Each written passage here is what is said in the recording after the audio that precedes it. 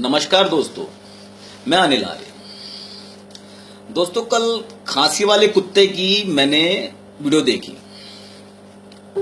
उस वीडियो में मुझे उसके 3 सवाल समझ में आए। उसने 3 सवाल किए मुख्यतः जो मुझे समझ में आए। पहला सवाल, उसने कहा कि बड़े बड़े लोग अंबानी अंडानी ये लाइन में क्यों नहीं लगे एटीएम बैंकों की। दूसरा सवाल, इसने कहा कि मोदी सरकार ने पुराने नोट बंद क्यों किए। तीसरा सवाल, इसने कहा कि 2000 के नोट ही क्यों चलाए, क्या इससे करप्शन रुक जाएगा। पहला सवाल इसका यह था कि अंबानी अडानी ये जितने भी है लाइन में क्यों नहीं लगे। अरे भैया, मुझे एक बात बता, तू लाइन में लगा? तू बड़ा आदमी है छोटा आदमी है, तुझे तो लगना चाहिए लाइन में। तुझे पैसे की जरूरत नहीं है। या तेरा कोई आप पार्टी का नेता लगा लाइन में, उसको भी तो लगना चाहिए ना भाई, उसको भी तो पैसे चाहिए या नहीं चाहिए। बहरहाल इससे आगे बढ़ते हैं। भैया देखो, 9 तारीख से पहले जब नोट बंद नहीं हुए थे तो मुझे एक तस्वीर दिखा दे अंबानी अडानी टाटा बिरला की कि वो बैंकों की लाइन में खड़े हुए हों 9 तारीख से पहले, जब बंद नहीं थे नोट। उनकी एक तस्वीर दिखा दे कि वो कब जाके लाइन में खड़े हों, पैसे निकालते हुए दिखाते हों। इसलिए मासूम जनता को बरगलाना बंद कर अपनी धूर्तपूर्ण बातों के अंदर। तेरी इन धूर्तपूर्ण कुटिल बातों में तेरे ढक्कन ही आएंगे। तेरे बातों में वो तेरे आप ये जो है ना, तेरे आप ये जो ढक्कन, वही तेरे बातों में आएंगे।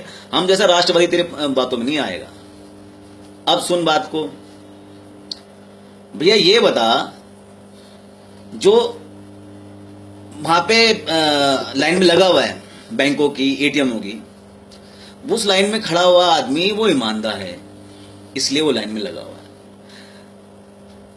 लाइन में सदैव ईमानदारी लगता है। तेल की लाइन, बस की लाइन, बैंकों की लाइन, एटीएम की लाइन, हवाई जहाज की लाइन, राशन की लाइन, ये जितनी भी लाइन है ना, वो सब लाइनों में ईमानदारी लगता है। मंदिरों के अंदर जो लाइन लगती है वहां पे ईमानदारी लगता है। बेईमान आदमी हमेशा पिछला दरवाजा देखता है, वो लाइन में नहीं लगता है। जैसे तू लाइन में नहीं लगा, जैसे तेरी वो जिहादी दीदी वो लाइन में नहीं लगी, जैसे पप्पू लाइन में नहीं लगा, जैसे इटली वाली अम्मा तेरी वो लाइन में नहीं लगी, नीतीश कुमार लाइन में नहीं लगा, मायावती लाइन में नहीं लगी, मुलायम सिंह लाइन में नहीं लगा, ये जितने भी छोटे छोटे दल के वो कोई लाइन में नहीं लगा। तो बेईमान कभी भी लाइन में नहीं लगता है, ईमानदार लाइन में लगता है। जो तू भीड़ देख रहा बैंकों के बाहर, एटीएम के बाहर इतनी ज्यादा, वो भीड़ इसलिए देख रहा है क्योंकि अधिकतर जनता, हिंदुस्तान की, भारत की अधिकतर जनता वो ईमानदार है। 90 से 95% आदमी ईमानदार है, इसलिए वो लाइन में लगे हैं। अपनी मेहनत की कमाई ले जाकर वहां पे चेंज करवा रहे हैं, बदलवा रहे हैं, इसलिए वो लाइन में लगे। ये तो है तेरी लाइन वाली बात। दूसरी बात, तू कहता है कि मोदी सरकार ने नोट क्यों चेंज किए। भैया देख, विमुद्रीकरण तूने कभी पढ़ा है? नहीं पढ़ा। चक्कर क्या है, मोदी सरकार ने अर्थशास्त्र पढ़ा हुआ है और तूने नहीं पढ़ा अर्थशास्त्र। तू IRS ऑफिसर होने के बाद भी तूने अर्थशास्त्र नहीं पढ़ा, मगर मोदी सरकार ने अर्थशास्त्र पढ़ा है। इसलिए उसने विमुद्रीकरण के तहत मुद्रा चेंज कर दी।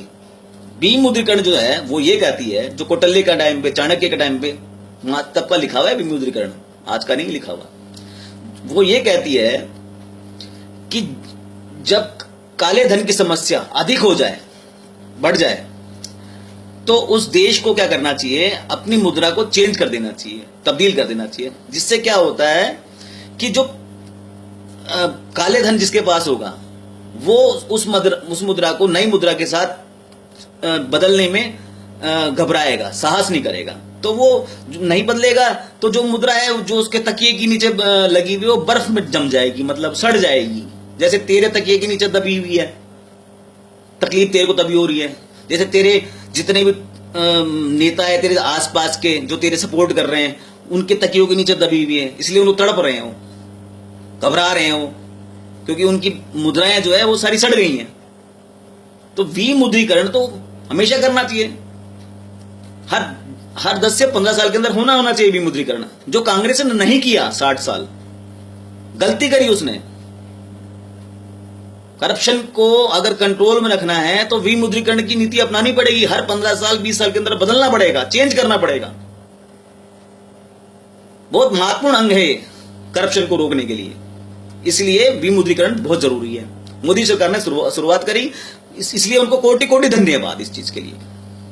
तीसरा सवाल, तूने कहा कि भाई 2000 का नोट से क्या करप्शन रुक जाएगा? भाई करप्शन तो तेरा बाप भी नहीं रोक सकता। करप्शन तो मानव है ना, मानव उसके द्रव में है। भगवान श्री कृष्ण करप्शन नहीं रोक पाए। लाक्षागृह करप्शन की पैदाइश थी, लाक्षागृह जो थी ना करप्शन की पैदावार थी। दुर्योधन ने करप्शन किया तो लाक्षागृह बना, नहीं तो लाक्षागृह बनता थोड़ी। भगवान श्री कृष्ण नहीं रोक पाए करप्शन, तो तू क्या और तेरी विसात क्या? करप्शन रुकेगा नहीं, खत्म भी नहीं होगा, मगर करप्शन का इलाज समय समय पर करते रहना चाहिए। जैसे विमुद्रीकरण जो किया मोदी सरकार ने, ये हर समय करते रहना चाहिए। 2000 का नोट से अगर करप्शन बढ़ेगा तो एक दिन में तो बढ़ेगा नहीं। 20 लाख करोड़ रुपया की बात कर रहे हो भैया, 20 लाख करोड़ का लगेगा 10 साल, 20 साल, 15 साल। तो मोदी सरकार जैसी कोई सरकार आएगी 20 साल 15 साल बाद, वो 2000 का नोट भी बंद कर देगी। इसमें क्या बात है, बड़ी बात? फिल्म के बर्फ लग जाएंगे, तुम जैसे लोग वो चिल्लाएंगे कि क्यों बंद कर दिया, क्यों बंद कर दिया। तो इसमें कोई बड़ी बात नहीं है भाई साहब। इससे फायदा कितना हुआ है विमुद्रीकरण करने से? विमुद्रीकरण करने से आतंकवादियों को जो पेमेंट थी वो खत्म हो गई, क्योंकि आतंकवादियों को चेक से पेमेंट थोड़ी करा करते थे भाई साहब, यही नकली नोट जाया करते थे उनके जेब के अंदर। उनको चेक से पेमेंट करते थे क्या आतंकवादियों को? नहीं ना, उनको सबको नकली नोट दिया करते थे। वो पेमेंट बंद हो गई। कैसीनोज बंद हो गए, कैसीनोज बंद हो गए, जुए घर वो बंद हो गया।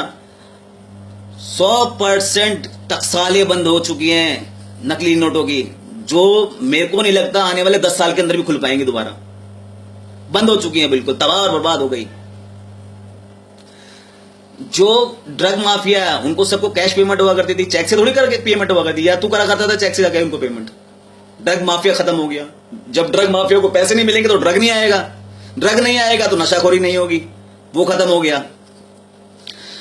तुम्हारा दाऊद इब्राहिम का पूरा धंधा चौपट हो गया हवाला का।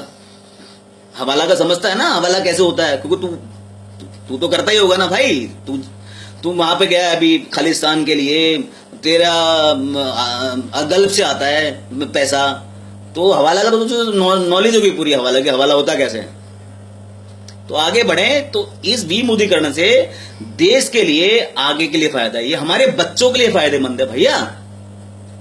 ये क्षणिक जो परेशानी है ना, जो क्षणिक दो या दिन की, 1 महीने की, 1.5 महीने की जो परेशानी है, तो गिनवा रहा है। किसी की शादी रुक गई, किसी का हार्ट अटैक आ गया। हार्ट अटैक आया भैया, जो बेईमान था उसको हार्ट अटैक आ गया, मर गया, उसमें क्या गलत हो गया? बेईमानी करेगा तो मरेगा ना। तो भैया ऐसा है, जो ये क्षणिक जो परेशानी तो गिना रहे हैं ना कि 1 महीने में ये हो गया और वो हो गया, ये मत गिना। ये हमारे बच्चों के भविष्य के लिए है। हमारे बच्चे ड्रग फ्री हो जाएंगे, हमारे बच्चे आतंकवाद फ्री हो जाएंगे, हमारे बच्चों के लिए भविष्य है। मोदी सरकार को नमन है इस बात के लिए जो उन्होंने ये कार्य किया। तू भ्रष्टाचार की बात करता है और भ्रष्टाचार को सपोर्ट करता हुआ दिखता साफ। 4 साल तूने जो काला धन अपना जो कब्जा किया उसके लिए तू चिल्ला रहा है। सीधी सी बात ये है और कुछ नहीं है। मोदी सरकार ने जो किया बिल्कुल ठीक किया और इसका हम पूरा समर्थन करते हैं। और जो 90% 95% जनता जो बैंक के बाहर खड़ी है और एटीएम के बाहर खड़ी है वो सपोर्ट करती है। अगर वो सपोर्ट नहीं करती तो बैंक के बाहर नहीं खड़ी होती, पार्लियामेंट के बाहर खड़ी होती। वो सपोर्ट करती है इसलिए वो बैंक और एटीएम के बाहर खड़ी है, नहीं तो वो धरना प्रदर्शन करती कहां पे? जंतर मंतर पे कि नहीं बंद करो। मगर वो बैंक के बाहर खड़ी है तो इसका मतलब वो सारी जनता, वो जितनी भी जनता है वो परेशानी उठाकर देश के साथ है, इसलिए वो बैंकों को बाहर खड़ी है। नहीं तो पार्लियामेंट के बाहर खड़ी होती, जंतर मंतर पर धरना दे रही होती। मगर ऐसा नहीं कर रही है जनता। जनता क्या कर रही है? जनता अपनी खून पसीने की कमाई, अपनी ईमानदारी की कमाई बैंकों में जाके बदल रही है, एटीएम में जाके बदल रही है। इसलिए इसलिए अपने ढक्कनों को बरगला, हम राष्ट्रवादी को नहीं बरगला सकता है तू। देश का हर नागरिक राष्ट्रवादी है। तेरे 1% 2% ढक्कन की वजह से देश नहीं चल रहा है। इसलिए अपनी खांसी का इलाज तूने कर लिया है, तो इसका मतलब ये नहीं कि तू देश का इलाज भी करना जानता होगा। तेरे जैसा धूर्त नेता नहीं है पूरे भारत के अंदर। इसलिए नमस्कार, भारत माता की जय।